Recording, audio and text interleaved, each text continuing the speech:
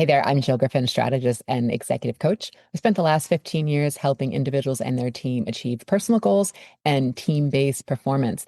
This is the place where you get actionable insights on how to keep your career fresh, how to reinvent yourself and your team, and to create the workplace to success, right? Let's create workplaces that work for everyone. So let's dig into today's show.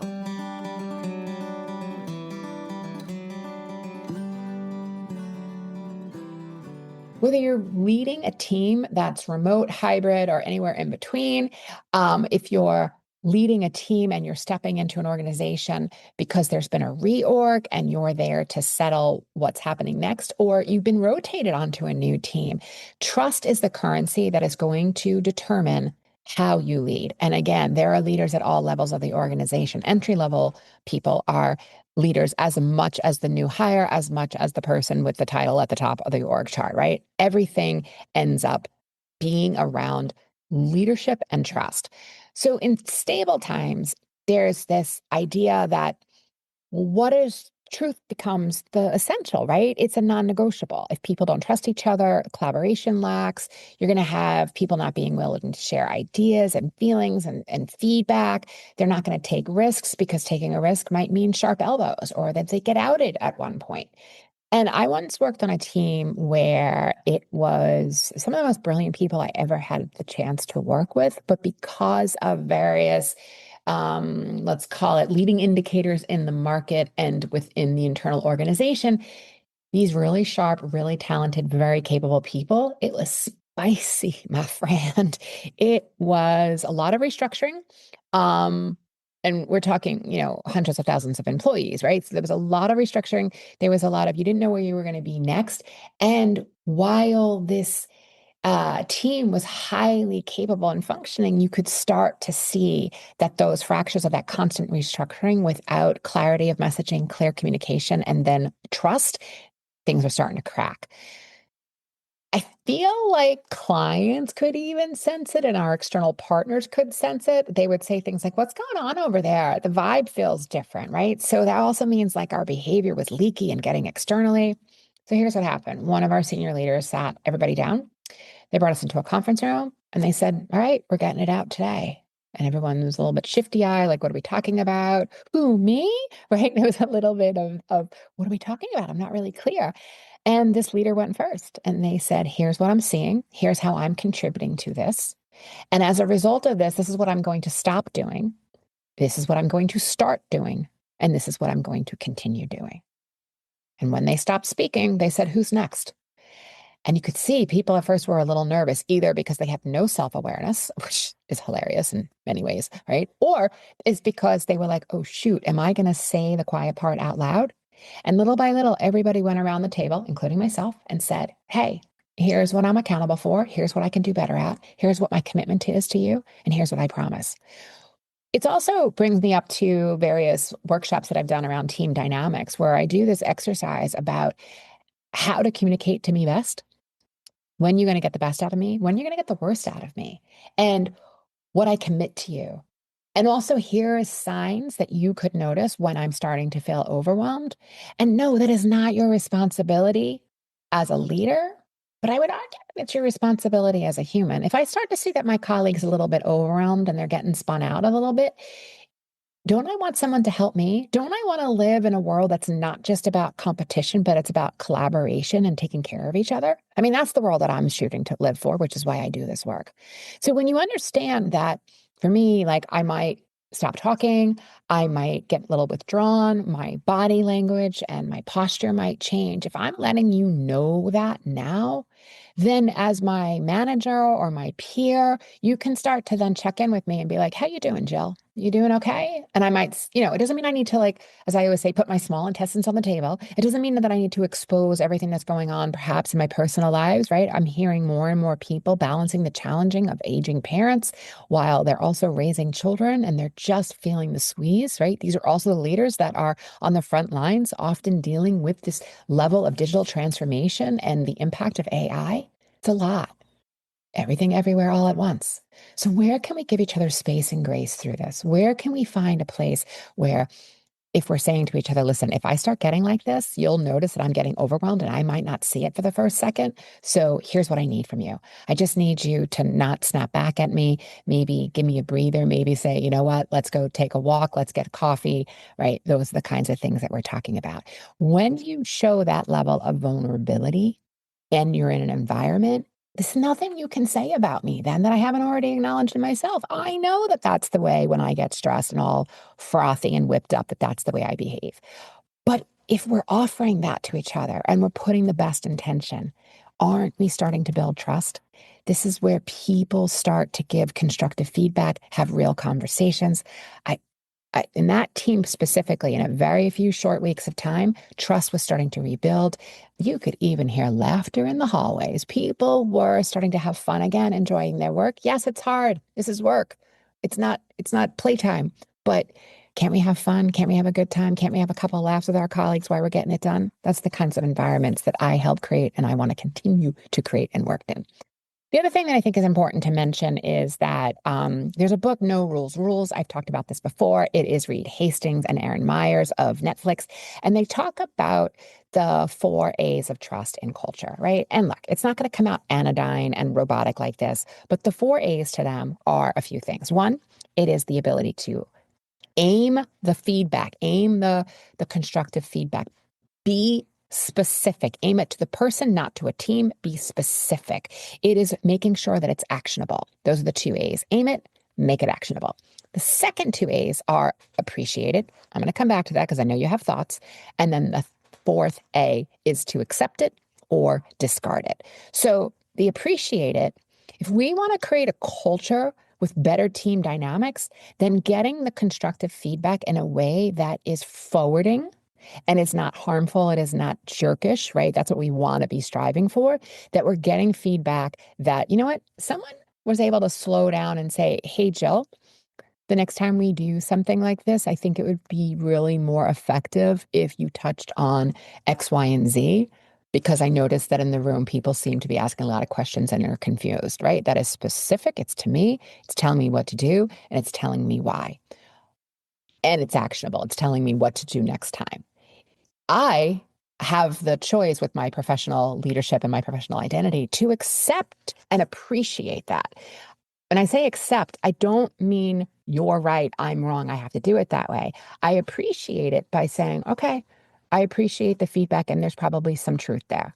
The accept or discard, if it's in the language that I just gave you, I can accept that and implement that in the future. If it's language that really reads more like, you're not doing it like me, therefore I want you to do it differently, that might be the feedback you discard. But let me be clear. If you're giving a directive to somebody and it's in a hierarchy and this is a non-negotiable, well, you need to do it. But there are some times where the feedback is a little squishy. So you get to, again, accept or discard that. But if you're following the 4 rules and you're aiming and making it actionable, it wouldn't be squishy. So if you're on a team that's able to rebuild and think of themselves this way and actually starting to have that kind of feedback, you could suggest for people to read this book, The No Rules Rules, The Ways of Building Culture at Netflix. You could bring in a coach like myself or somebody who's going to help you with those team dynamics. But this is where we want to make sure that we're moving from old school leadership, which is all about you, right? Or if we're doing our pronouns, it's all about me. Old school leadership means that I need to make sure that it's about my credibility, my reputational risk, my mission, my vision, my, right? I'm an opera singer. Me. I, right? We want to get out of that old school style of leadership. Modern leadership is where we're creating capacity for others to get the job done. It's making sure that work works for the people on the team. And how are you customizing your messages so that people can hear you?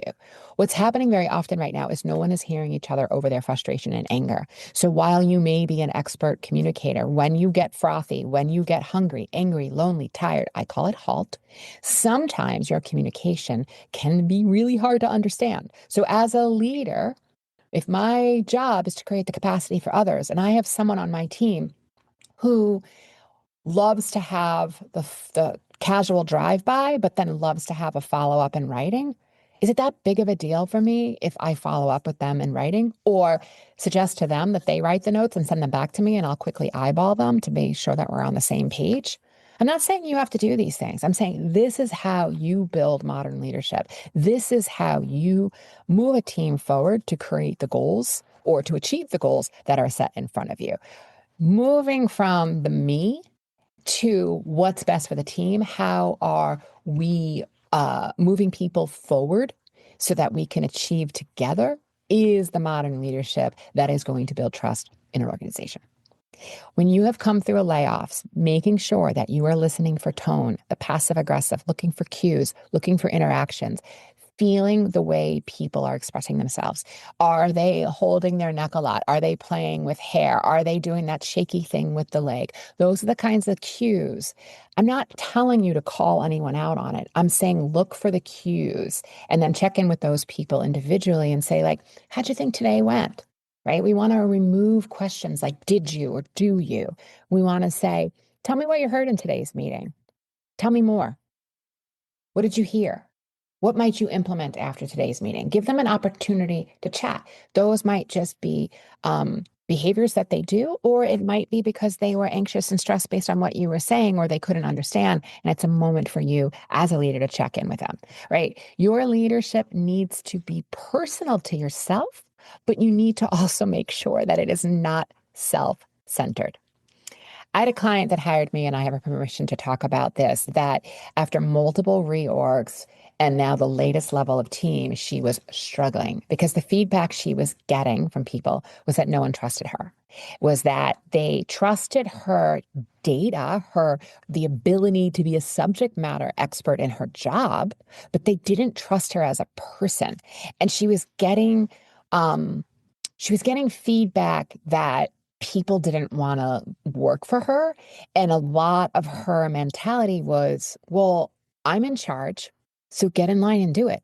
When I was at your level, when I was at your age, I had to do it this way, so you can suck it up and do it too. That was a lot of, even if she wasn't saying those words, thanks goodness, but that was a lot of her tone and sentiment that was coming out. And that becomes really obvious to people. So under the surface, she was anxious, she was defensive, she was afraid, she wanted to be seen as confident, but she kept stepping on it. So we built a framework together where she was working around trust pillars: reliability, relatability, accountability, integrity, finding ways to be non-judgmental, and then often finding ways to be in reciprocity. How can she help others and therefore they may help her? Guess what? Her team over time, it took about 90 days, 3 months or so, but people started to soften. She was softening. People were trusting her. Performance had improved, and she was really showing up in a different way. So as a leader, and again, we are all leaders, regardless of our title, the ways that after layoffs or restructuring to be witnessing your teams and seeing if any of these behaviors are happening, that people are mentally checked out on Zoom meetings or in face-to-face meetings, that people may be sort of feeling chaotic or they're using a lot of buzzwords and no one really knows what they're talking about. They may keep their camera off in meetings. You're on your phone, you're scrolling, you're half listening. You may interrupt, dismiss, eye roll, sigh, all of those kinds of signals. You're chasing the limelight. Someone's chasing the limelight. They're chasing significance. And the way you create significance is you make somebody else significant. It's also a reciprocal trait. When I shine the light on you and say how great of a work job you're doing, that person now realizes that Jill is noticing them and I'm significant to them. The way you create significance is you give it away and you focus on somebody else. So these types of patterns are things that I want you to be aware of, both in your own behavior and in others. And again, we are not calling people out in public, but we are checking with people and seeing how we're doing. Because those types, if you're missing those patterns, you're going to be missing, and there's a blind spot with you leading your team and what's going on with your peers. So listen, if you've just weathered a layoff and you're now in a newly structured environment or you're leading in a newly structured environment, I want you to remember this, that trust is not just like nice to have. I frankly hate the word nice. It feels very performative to me, but it is about the foundation that makes the collaboration, the feedback, and overall performance possible. It doesn't happen by itself. And you need to make sure that you're taking awareness, you're being aware, you're taking action, and where possible, you're having honest conversations that feel supportive and asking people and checking in to where they are. You do not need to be perfect in this. You just need to be consistent. All right. All right. Before I go, I always want to know, how are you getting your support? Who you're getting your coaching from? If I can help you, see the show notes, see what we can do together, both individually and your teams. So friends, find ways to build trust. Build relatable strengths, right? Be intentional and always, always, always be kind. All right. I'll see you soon.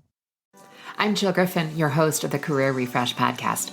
My mission is to make workplaces more successful for everyone. So if you have ideas for topics or future guests, please email us at hello@jillgriffincoaching.com. Until next time, embrace possibility, be generous, intentional, and kind.